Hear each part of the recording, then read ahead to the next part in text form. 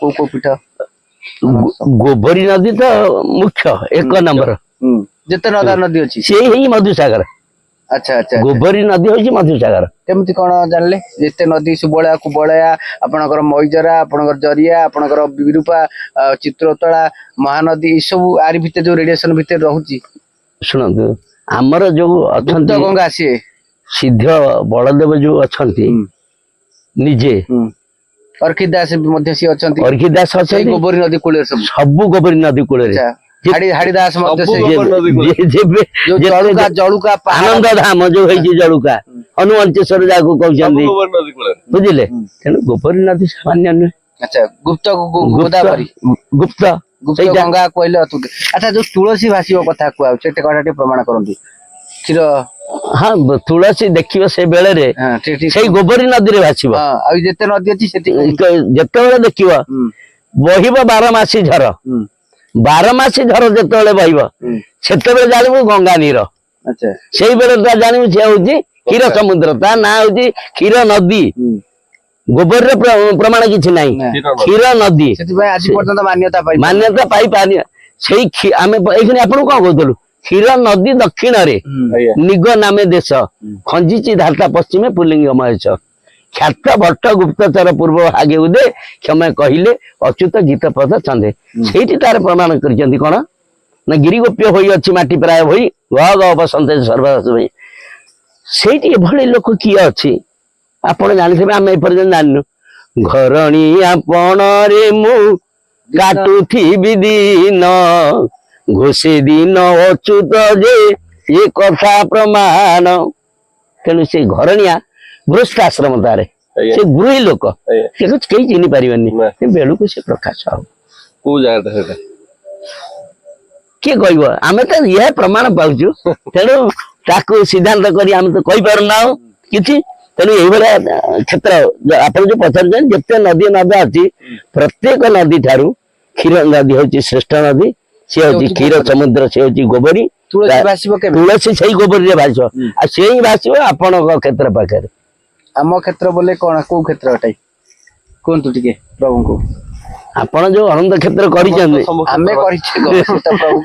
अच्छी लीलाछुटी हम बुझिले सेठी तुलसी पत्र भाषिब नदी देहरे जेते बेले खाली तुलसी क्षेत्र नहीं पोथी मध्य भाषिब। हरि बोल जय जगन्नाथ कोडू भारी कोडू आसी मु कहि परिबेनी किंतु आमे जा प्रमाण पाइछु बुझिले आमे प्रमाण पाइछु भाषिब तेणु पाइबा लोक पाइबे। अच्छा आपनकर सेउटू अनुमान जो कहले जो अनंत क्षेत्र बा अनंत जो अछि सेउटू भाषियो बोली केमति कहले आगुरु काई न भाषिबो काई पछे काई न भाषे काई से कथाटा पर्टिकुलर कहले सेई क्षेत्र ठारू तुलसी बाहरिबो एवं पोथी बाहरिबो तार कारण कोनटी नै सेठी आपनकर बहुत सिद्ध साधु मानकर माने से ठाकुर जे साधना करतले 12 वर्ष धरि साधना पीठ थिला से मानकर साधना रे से माने सब भी गोकर्णेश्वर महादेव मध्ये अछंती पाताली गोकर्णेश्वर महादेव महापुरुष सिद्ध महापुरुष अछन ताको पूर्व को तेनु गीता में आश्रम सेठी पाखे रहा ना कोठी हां सेठी ब्राह्मण जो मणिजरी सेठी मध्ये सेठी क्षेत्र उठी अछि पुनी कोटा कोन नुआ गोबरी पुनी ये पुराना गोबरी ना को हां ना दीटा धाड़ा होई जे दीटा धाड़ा होई जे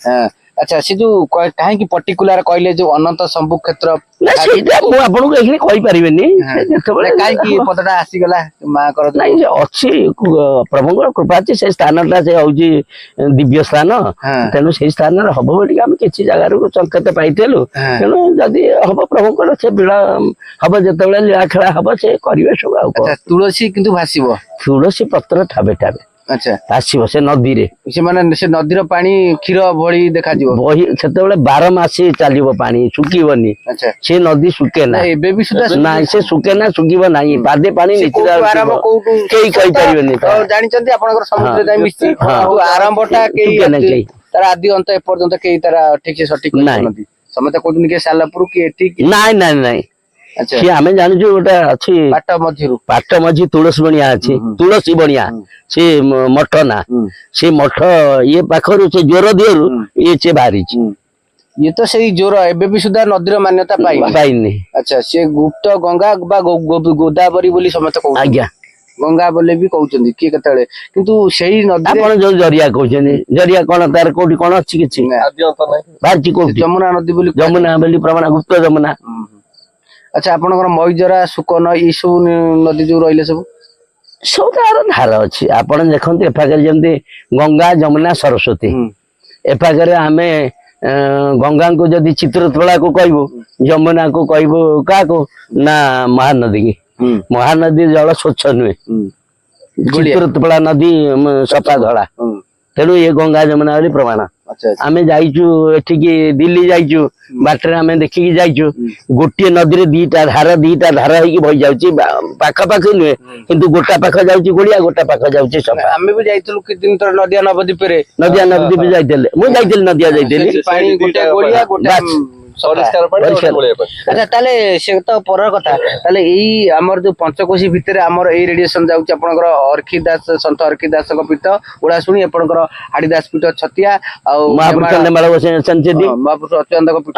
ଏଇ ଯୋଉ ତ୍ରିକୋଣ ଭୂମି ଭିତରେ ଅନେକ କିଛି ଲୀଳା ଖେଳା ହବ। ଆପଣ ଯୋଉ ବୀରଭଦ୍ରେଶ୍ୱର କଥା ବି କୁହାଯାଉଛି, ମାଣିକେଶ୍ୱର ବୀର ଭଦ୍ରେଶ୍ୱର ବୀର ମାଣିକେଶ୍ୱର ଯୋଉ ଅଛନ୍ତି, ଏବଂ କେଦାରେଶ୍ୱର ଭଗବତୀ ମଧ୍ୟ ସେଠି ଅଛନ୍ତି, ହରିଶଙ୍କରେଶ୍ୱର ଏପଟରେ ଅଛନ୍ତି। ଏଇ ସବୁ ଇଏ ନୀଳା ଜୋରଦାର ଏବଂ ବହୁ ଭକ୍ତ ମାନେ ମଧ୍ୟ ଯାହା ଜନ୍ମ ବୋଲି ଜଣା ପଡୁଛି। ଭକ୍ତ ମାନଙ୍କର ଜନ୍ମ ସ୍ଥାନ ଇଏ, ସେଇ କଥା ପୂର୍ବରୁ ଜନ୍ମ ମଧ୍ୟ ଥିଲେ, ତାଙ୍କୁ କେହି ଜାଣିପାରୁନାହାନ୍ତି, ଯୁଗ ଯୁଗ ଧରି ଅଛନ୍ତି, ଏବେ ମଧ୍ୟ ଅଛନ୍ତି, ଗୁପ୍ତରେ ଅଛନ୍ତି। ବେଳକୁ ସେ ପ୍ରକାଶ କହିଲେ ଘରଣିଆ ପଣେ ଦିନ କାଟୁଥିବେ, ଆରି ଭିତରେ ଅଛନ୍ତି। ଯୋଉ ନିଗମ ମହେଶ ଯୋଉ କ୍ଷୀର ନଦୀ ଦକ୍ଷିଣରେ ଅଛି, ସେ ସ୍ଥାନ ଅଛି। ଏଇ ନଦୀ କି କୁହାଯିବ, ସେଇ ଗୋବରୀ କି କୁହାଯିବ, ଗୋବରୀ କୁହାଯିବ। ଯୋଉ ସମ୍ବଳ ନଗର ବୋଲି ଯୋଉଟା ସମ୍ବଳ ନଗର ଯୋଉଟା କହୁଛେ, ସେ ସମ୍ବଳ ନଗର ଟା ଏଠି ନୁହେଁ। ଆଚ୍ଛା ସେଟା କୋଉଠି? ଭାଗବତ ପ୍ରମାଣ ଯାହା କରୁଛି ସମ୍ବଳ ନଗରରେ ବିଷ୍ଣୁ ଦଶାରେ ଜନ୍ମ ଲାଭ କରିବେ, ବିରଜାଙ୍କ କ୍ଷେତ୍ରରେ। ସେଇଟା ବିରଜା କ୍ଷେତ୍ର। ସେଇ ଯୋଉଟା ଆମେ କହୁଛେ ବିରଜା କ୍ଷେତ୍ର କହିଲେ, ମୁଁ ଏଇଠି କହୁଥିଲି ଆପଣଙ୍କର ବୈତରଣୀ ନଦୀ କି ବ୍ରାହ୍ମଣୀ କୁହାଯାଉଛି, ବ୍ରାହ୍ମଣ କୁହାଯାଉଛି। ବେଦ କହୁଛି ତାକୁ ବ୍ରାହ୍ମଣ, ବେଦ ବିପ୍ରା ବୈତରଣୀ ନଦୀ। ବେଦ କହୁଛି ବିପ୍ର ହଉଛି ବୈତରଣୀ ନଦୀ, ଯୋଉଟା କି ନିଜେ ସ୍ୱୟଂ ମା ଅଛନ୍ତି, ଯିଏ ବିରଜା ସେଇ ହଉଛନ୍ତି ଦୁର୍ଗା, ସେଇ ମଧ୍ୟ କାଳୀ, ସେଇ ଜଗନ୍ନାଥ, ସେଇ ଜଗନ୍ନାଥ ସେଇ ରତ୍ନଗିରି ନାଚୁଥିଲେ, ସେଇ ଅସୁରକୁ ମାରିଛନ୍ତି, ସଂହାର କରିଛନ୍ତି। ସେଇ ଆଦ୍ୟ ଶକ୍ତି ସେଇ, ଆଉ କୋଉଠି ଆପଣ ଦେଖନ୍ତୁ ନାହାନ୍ତି। ଆଚ୍ଛା କଲିକତାରୁ ମଧ୍ୟ କାଳୀ ମା ଆସିବେ, ଦକ୍ଷିଣ କାଳୀ ଯୋଉ ବାହାରିକି ଆସିବେ, ତାଙ୍କୁ ଆସିବେ, ବୀରଙ୍କୁ ଭେଟ କରିକି ଆପଣଙ୍କର ଆସିବେ କୋଉଠିକି ଗଡଗଡିଆ ଘାଟରେ କିଛି ତାଙ୍କର ସ୍ନାନ ସାରିବେ, ସ୍ନାନ ସାରିକି ଯିବେ ଗଡଗଡିଆ ଅଛନ୍ତି, ଗଡଗଡିଆ ସେଠି ତାଙ୍କୁ ଧରିକି ମାଙ୍କୁ ଧରିକି ଆସିବେ। ମୁଖ୍ୟତଃ କାଳୀ ଆହୁରି ଅଛନ୍ତି, ଯୋଉ ଜମର ସାତ ଭଉଣୀ ଘାଟରେ ଅଛନ୍ତି, ଜମା ସାତ ଭଉଣୀ ଧରିଥିବେ ଖବର, ସେଇ ଅଛନ୍ତି ସାତ ଭଉଣୀ ସବୁ ଜଗନ୍ନାଥ ମନ୍ଦିର ପାଖରେ, ତାଙ୍କୁ ଧରିକି ଗଡଗଡିଆ ଘାଟରେ ସ୍ନାନ ସାରିବି ଆପଣଙ୍କର ଯିବେ କୋଉଠିକି ଲିଙ୍ଗରାଜଙ୍କ ପାଖକୁ। ସେଠି ମଧ୍ୟ କିଛି ଲୀଳା ଖେଳା ଅଛି। ଭୈରବ ସେ ଦେଖିବ, ଯୋଉ ସାତ ଜାଗା ଭୈରବ କୋଉ ଡାକିବ କି, ଭୈରବ କୋଉ ଡାକିବ ଭୁବନେଶ୍ୱରରେ, ଲିଙ୍ଗରାଜ କ୍ଷେତ୍ର ମଧ୍ୟରେ ଭୈରବୀ ଡାକିବ, ଭୁବନେଶ୍ୱର କ୍ଷେତ୍ରରେ 7ଟି ଜାଗାରେ ଭୈରବୀ ରଡି ହବ। ଭୂମିକମ୍ପ ମାନ ହବ, ଭୂମିକମ୍ପ ବି ହବ ସେ ସମୟରେ, ଗୋଟିଏ ଜାଗାରେ ନୁହେଁ ବିଭିନ୍ନ ଜାଗାରେ ହବ ଭୂମିକମ୍ପ।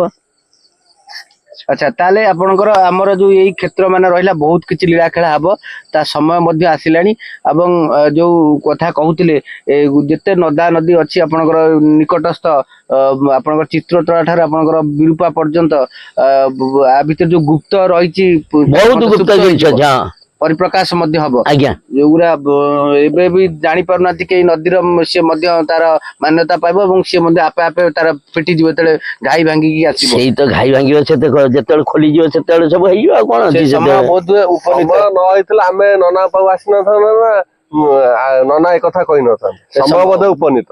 ଏଇ 26 ରୁ ପ୍ରକ୍ରିୟା ଆରମ୍ଭ, 29 ଭିତରେ ବହୁତ ହେଇଯିବ, 28 27 ଭିତରେ ତ କୁହାଯାଉଛି ହୀରା ପାରା ଏକାଠି, ମାନେ ହୀରାକୁ ତ ଉଛୁଳିବ, 6ଟି ଜିଲ୍ଲା ଜଳମଗ୍ନ ହବ, ଜାଣି ହେଉଛି ଜଳ ଜଳ ଦୃଷ୍ଟି ହବ ବୋଲି କଥା ନାହିଁ ସେ। ଠିକ ଅଛି, ଆଜି ପାଇଁ ଆମେ ରହୁଛୁ, ଯେହେତୁ ଏ କଥା କୁହାହଉଥିଲା ଯେ ଆରି ଭିତରେ ଯୋଉ ତ୍ରିକୋଣ ଭୂମି ରହିଛି, ତା ଭିତରେ କଣ ସବୁ ଯେତେ ନଦୀ ଅଛି କି ଲୀଳା ହବ, ବିଶେଷ କରି କହିଲେ ଗୋବରୀର ଯୋଉ ଅନନ୍ତ ସବୁ କ୍ଷେତ୍ର ରହିଛି, ସେଇଠୁ ଯାହା କହିବା କଥା, ସେଇଠୁ ତୁଳସୀ ଏବଂ ପୋଥି ମଧ୍ୟ ବାହାରିବ। ପୋଥି କଥା କେମିତି ଜାଣିଲେ ପୋଥି ଭାସିବ ଏବଂ ତୁଳସୀ ଭାସିବ? ଏଠି କଣ ପୋଥି ଗୁପ୍ତରେ ରହିଛି? ଅଛି, ଭାସିପାରେ, ଅଛି, ତାର ପ୍ରମାଣ ଅଛି, ଭାସିବ। ସେ ସମୟ ଆସିବ, ତାର ସେ କୋଉଠୁ ଆସିବ କଣ ଆସିବ। ଆପଣ ଦେଖନ୍ତୁ ଜଗନ୍ନାଥ ଗୋଟେ ଗୋଟେ ମୂର୍ତ୍ତି ଜଗନ୍ନାଥଙ୍କୁ ଭସେଇ ଦଉଛନ୍ତି, ସେ ପୋଥି କିଏ ରଖିଥିବ ସେ ଭାସି ଦେବ ତା ରଖିପାରିବନି ତେଣୁ ସେ ତାଙ୍କ ଲୋକ ଆସି ପାଇବେ ଆସିବେ ପୋଥି ଏବଂ ତୁଳସୀ ମଧ୍ୟ ଭାସିବ ଆଜ୍ଞା ଆଚ୍ଛା ଆଚ୍ଛା ଠିକ ଅଛି ସେ ସମୟ ବୋଧହୁଏ ଆରି ଭିତରେ ହବାକୁ ଯାଉଛି 26 ଯୋଉ ଚାଲିଛି ଏବଂ 29 ଭିତରେ ତାର ଏଇ କାର୍ଯ୍ୟକଳାପ ସବୁ ରହିଛି ଆମେ ରହୁଛୁ ନମସ୍କାର ଜୟ ଜଗନ୍ନାଥ ଜୟ ପୁରୁଷ ହଉ ତ୍ରିକାଳ ସନ୍ଧ୍ୟାରେ ଜଗନ୍ନାଥ ମହାପ୍ରଭୁଙ୍କ ପାଖରେ ଆମେ ପ୍ରାର୍ଥନା କରୁଛୁ ଆମର ପାର୍ଶ୍ୱଦ୍ୱୟରେ ଯୋଉ ଭାଇମାନେ ଅଛନ୍ତି ଜଗନ୍ନାଥ ମହାପ୍ରଭୁ ଶଙ୍ଖରେ ପୁରାଇ ଚକ୍ରାଳ କରି ବାହୁଛା ତଳେ ସେମାନଙ୍କୁ ଦୀର୍ଘଜୀବୀ କରନ୍ତୁ ଜୟ ଜଗନ୍ନାଥ ଜୟ ଜଗନ୍ନାଥ ଜୟ ଜୟ ଶ୍ରୀ ଜଗନ୍ନାଥ।